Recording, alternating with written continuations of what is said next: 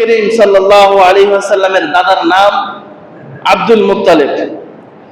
আব্দুল মুত্তালিবের বাবার নাম বিন হাশিম।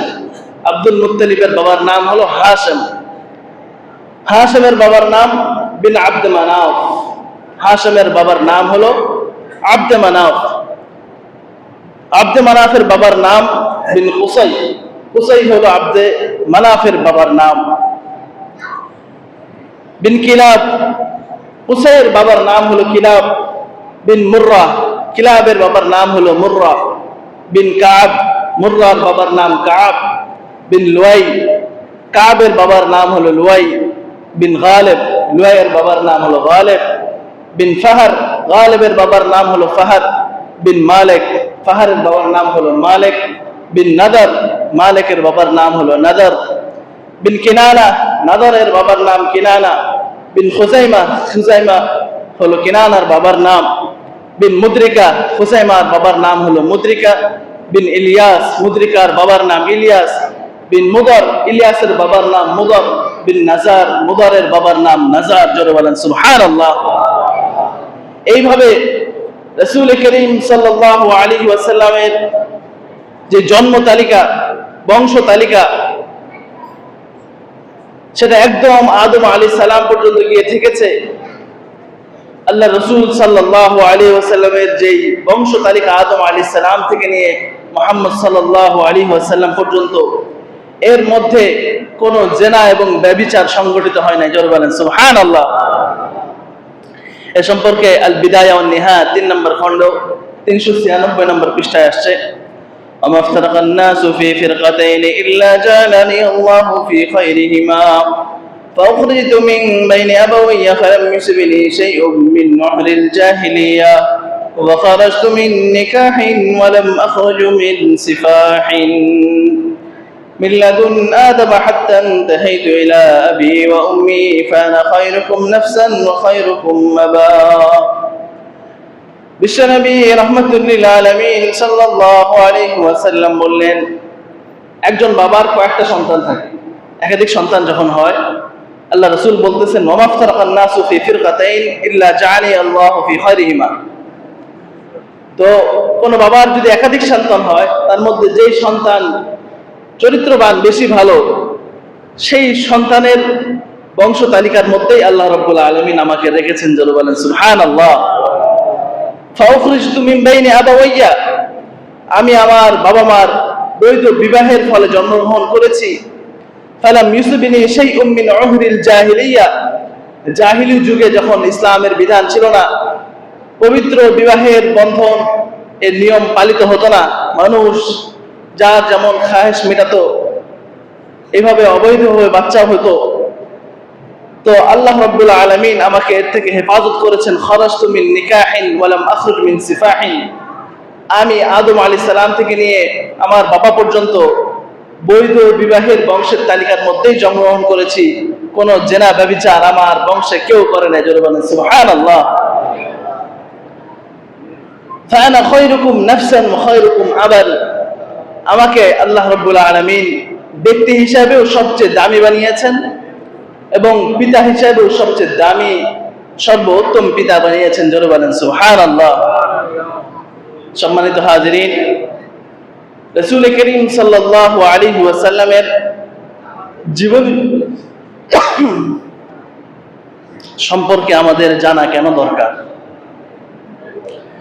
রাসূল করিম সাল্লাল্লাহু আলাইহি ওয়াসাল্লামের জীবনী সম্পর্কে আমাদের জানার দরকার আছে না নাই? জোরে বলেন আছে না নাই? কেন? কারণ কি বলুন তো? অনেক কারণ রয়েছে, তার মধ্যে সবচেয়ে বড় যে কারণ সেটা হলো সূরা আলে ইমরান 3 নম্বর পারায় আল্লাহ রাব্বুল আলামিন ইরশাদ করতেছেন, কুল ইন কুনতুম তুহিব্বুনাল্লাহা ফাত্তাবিউনি ইউহিব্বুকুমুল্লাহ ইয়াগফির লাকুম যুনুবাকুম আল্লাহু গফুরুর রহিম।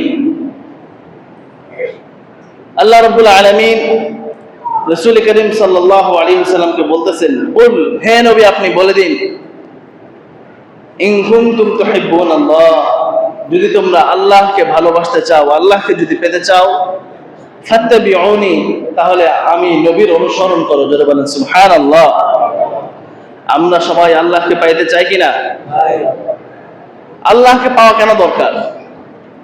আপনি যদি কোনো কোম্পানিতে চাকরি করেন, যার অধীনে চাকরি করতেছেন তাকে আপনার খুশি রাখার দরকার আছে না নাই? আপনার বসকে যদি খুশি না রাখেন তাহলে আপনার চাকরি চলে যাওয়ার আশঙ্কা আছে।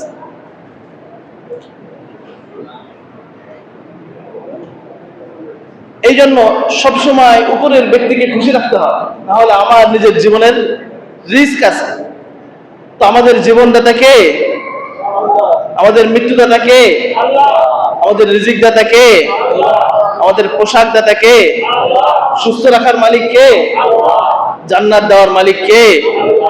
সেই আল্লাহকে রাজি খুশি রাখার দরকার আছে না নাই? এখন আল্লাহকে কিভাবে খুশি করব, আল্লাহ রাব্বুল আলামিন সেই পদ্ধতি নিজেই বলে দিচ্ছেন। আল্লাহকে কি দেখা যায়? আল্লাহকে ধরা যায়? আল্লাহর সাথে এখন কথা বলা যায়? তা আপনি আল্লাহকে খুশি করবেন কেমনে?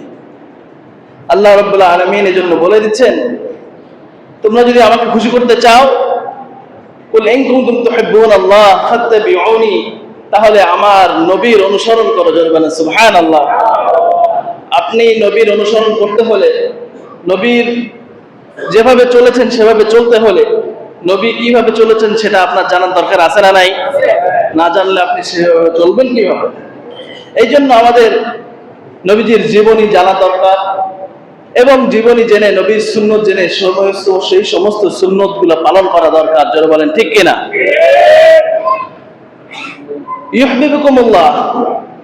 আল্লাহ রাব্বুল আলামিন বলতেছেন, তোমরা যদি মুহাম্মদ সাল্লাল্লাহু আলাইহি ওয়াসাল্লামের অনুসরণ করতে পারো, নবীর অনুসরণ করতে পারো, নবীর সুন্নত মেনে চলতে পারো, তাহলে তোমাদের আলাদা করে আর আল্লাহকে ভালোবাসার দরকার নেই। তোমরা নবীর সুন্নতের অনুসরণ করলে আল্লাহ রাব্বুল আলামিন অটোমেটিক নিজেই তোমাদেরকে ভালোবাসবেন। যারা বলেন সুবহানাল্লাহ। ইউহিব্বুকুমুল্লাহ, অর্থাৎ নবীকে যদি তোমরা ভালোবাসো, ইউহিব্বুকুমুল্লাহ, আল্লাহ ডাইরেক্ট সরাসরি তোমাদেরকে ভালোবাসবেন। যারা বলেন সুবহানাল্লাহ। ওয়া ইয়াগফির লাকুম যুনুবাকুম, তোমাদের সমস্ত গুনাহ মাফ করে দিবেন। যারা বলেন সুবহানাল্লাহ। ধরুন কথার কথা, আপনার আদরের একজন সন্তান আছে, ছেলে হোক বা মেয়ে হোক। অন্য কোন ছেলে যদি হুবহু দেখতে আপনার ছেলের মতো হয়, তাহলে সেই ছেলের প্রতি একটা মায়া আপনার হবে কিনা? সেই ছেলের প্রতি একটা ভালোবাসা হবে কিনা? কারণ দেখতে পুরো আপনার ছেলের মতো। আপনার ছেলের প্রতি যেমন মায়া হয়, কিছুটা হলেও তার প্রতি মায়া হবে, ঠিক কিনা? তো এই দুনিয়াতে এবং আখিরাতে আল্লাহ রাব্বুল আলামিনের কাছে সবচেয়ে বেশি প্রিয় কে? আল্লাহর কাছে সবচেয়ে বেশি প্রিয় কে? রাসূল করিম সাল্লাল্লাহু আলাইহি ওয়াসাল্লাম। আল্লাহর কাছে সবচেয়ে বেশি প্রিয় কে? মুহাম্মদ সাল্লাল্লাহু আলাইহি ওয়াসাল্লাম। এখন রাসূল করিম সাল্লাল্লাহু আলাইহি ওয়াসাল্লাম যেহেতু আল্লাহর কাছে সবচেয়ে বেশি প্রিয়, আপনি যদি রাসূলের অনুসরণ করে রাসূলের মতো করে চলতে পারেন, তাহলে প্রিয় ব্যক্তির মতো আপনার চেহারা, আপনার সুরত, আপনার কাজ হওয়ার কারণেও আল্লাহ রাব্বুল আলামিন আপনাকেও প্রিয় বানিয়ে দিবেন। জোরে বলেন সুবহানাল্লাহ। সম্মানিত হাজিরিন, আজকে যেহেতু নামাজের পরে একটি প্রোগ্রাম আছে, আলোচনা দীর্ঘ করব না। এই রবিউল আউয়াল মাসে আমাদের করণীয় কি? এক নাম্বার করণীয় হলো রাসূল করিম সাল্লাল্লাহু আলাইহি ওয়াসাল্লামের জীবনী সম্পর্কে সম্ভব হলে কোন বই পড়া, যেমন বাংলায় পাওয়া যায় আর রাহিকুল মাখতুম। মোটামুটি বেশি বড় না, বেশি ছোট না, মিডিয়াম সাইজের একটি বই। এই বইটা আমরা সকলেই সংগ্রহ করতে পারি, এবং রাসূল করিম সাল্লাল্লাহু আলাইহি ওয়াসাল্লামের যে সমস্ত সুন্নতগুলো আমাদের মাঝ থেকে হারিয়ে গেছে, যেগুলো পালন করি সেগুলোতে করি, যে সমস্ত সুন্নতগুলো পালন করা হয় না, সেগুলো খুঁজে খুঁজে আমরা নিজেদের মাঝে ফিরিয়ে আনার চেষ্টা করি, এবং রাসূল করিম সাল্লাল্লাহু আলাইহি ওয়াসাল্লামের স্মরণে আমরা বেশি বেশি দরুদ পাঠ করি। ইসলাম কোনো দিবসকে সমর্থন করে না। রাসূল করিম সাল্লাল্লাহু আলাইহি ওয়াসাল্লামের জন্ম দিবসকে উদযাপন করতে হবে, এই ধরনের কোনো কথা কোরআন হাদিসে, সাহাবায়ে কেরামের জীবনীতে, নির্ভরযোগ্য কোনো বইয়ে পাওয়া যায় না। যদি রাসূল করিম সাল্লাল্লাহু আলাইহি ওয়াসাল্লামের জন্ম দিবস পালন করা হতো, তাহলে রাসূলকে সবচেয়ে বেশি কাছ থেকে দেখেছেন কারা? সাহাবায়ে কেরাম। রাসূলকে সবচেয়ে বেশি অনুসরণ করেছেন কারা? রাসূলকে বাঁচানোর জন্য নিজের জান দিয়েছেন কারা? একজন সাহাবীরও ইতিহাস পাওয়া যাবে না যিনি 12 রবিউল আউয়ালে মিছিল নিয়ে, জশ্নে জুলুস নিয়ে বের হয়েছে। জোরে বলেন ঠিক কিনা? মুসলমান হিসাবে আল্লাহ রাসূল সাল্লাল্লাহু আলাইহি ওয়াসাল্লাম যেদিন জন্মগ্রহণ করেছেন সেই দিন আমাদের খুশি লাগাটা স্বাভাবিক। সেই দিন আমাদের খুশি লাগাটা স্বাভাবিক, কিন্তু সেই খুশি এবং আনন্দটা সেভাবেই প্রকাশ করতে হবে যেভাবে আল্লাহ রাসূল সাল্লাল্লাহু আলাইহি ওয়াসাল্লাম বলেছেন। জোরে বলেন ঠিক কিনা? ইসলাম কোনো দিবসকে সমর্থন করে না। সারা বছর নামাজ রোজার প্রতি গুরুত্ব নেই, রাসূলের সুন্নত, দাড়ি নাই, টুপি নাই, ঢিলা ঢালা পোশাক গায়ে নাই। শুধু রবিউল আউয়াল মাসের 12 তারিখে পিকআপে সাউন্ড বক্স বাজাইতে বাজাইতে চলে গেলাম আর রসুলের আশেক হয়ে গেলাম, এটা কোশ্চেন কালও সম্ভব না। চলে বলেন ঠিক কিনা?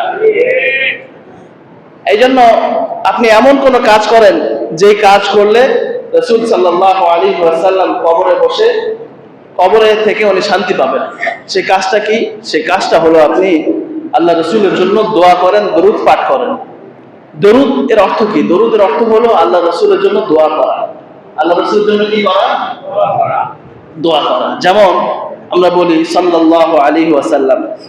সাল্লাহ শব্দের অর্থ হলো শান্তি। আল্লাহুম্মা সাল্লি আলা মুহাম্মদ, হে আল্লাহ মুহাম্মদ সাল্লাল্লাহু আলাইহি ওয়াসাল্লামের উপর শান্তি অবতীর্ণ করুন। জোরে বলেন সুবহানাল্লাহ।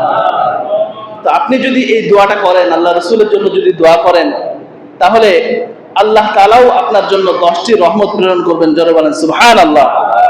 হাদিস শরীফে আসছে, মান সাল্লা আলাইয়া ওয়াহিদাতান সাল্লাল্লাহু আলাইহি আশারা, যে ব্যক্তি রাসূল করিম সাল্লাল্লাহু আলাইহি ওয়াসাল্লামের উপরে একবার দরুদ পাঠ করবে, আল্লাহ রাব্বুল আলামিন তার উপরে 10টি রহমত নাযিল করবেন। জোরে বলেন সুবহানাল্লাহ।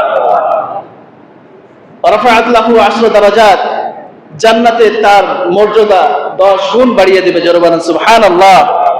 ওয়া মুহিয়াত আনহু 10 খাতিআত, তার জীবনের 10টি গুনাহ আল্লাহ রাব্বুল আলামিন মাফ করে দিবে। জোরে বলেন সুবহানাল্লাহ। আজকে আপনাদেরকে বিশেষ একটি দরুদ শরীফের কথা বলবো, যেটি এসেছে তাবরানী কিতাবে 5 নম্বর খণ্ড 25 নম্বর পৃষ্ঠা, হাদিস নাম্বার 4480, মুসনাদে আহমদ হাদিস নাম্বার 16991, মুসনাদুল বাজ্জার হাদিস নাম্বার 2315, তারগিব তারহিব হাদিস নাম্বার 1038। عن رافع بن ثابت الأنصاري عن النبي صلى الله عليه وسلم قال: من قال اللهم صل على محمد وأنزله المقعد المقرب عندك يوم القيامة وجبت له شفاعتي। বিশ্বনবী রাহমাতুল লিল আলামিন সাল্লাল্লাহু আলাইহি ওয়াসাল্লাম বলেন, যে ব্যক্তি আমার উপরে এই দরুদটি পাঠ করবে, কিয়ামতের দিন তাকে সুপারিশ করে জান্নাতে নিয়ে যাওয়া আমার জন্য ওয়াজিব হয়ে যাবে। জোরে বলেন সুবহানাল্লাহ। সেই দরুদটা হলো কি? আমার সাথে সকলেই বলেন, আল্লাহুম্মা সাল্লি আলা মুহাম্মাদিন ওয়া আনজিলহুল মাকআদাল মুকাররাবা عندك يوم القيامة اللهم صل على محمد وأنزله المقعد المقرب عندك يوم القيامة। আল্লাহ সকলকে বুঝার এবং আমল করার তৌফিক দান করুন। জোরে বলেন আমিন। ওয়া আখিরু দাওয়ানা আলহামদুলিল্লাহি রাব্বিল আলামিন। যাদের সুন্নাত বাকি আছে কবরাল জুমা 4 রাকাত সুন্নাত পড়ে নি।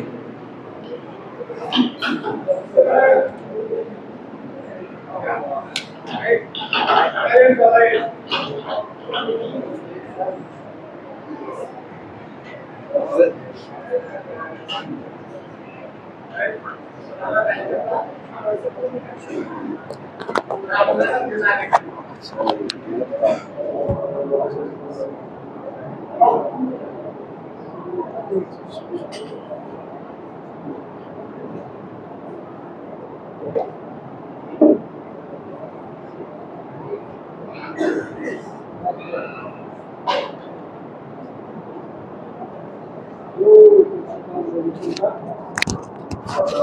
you.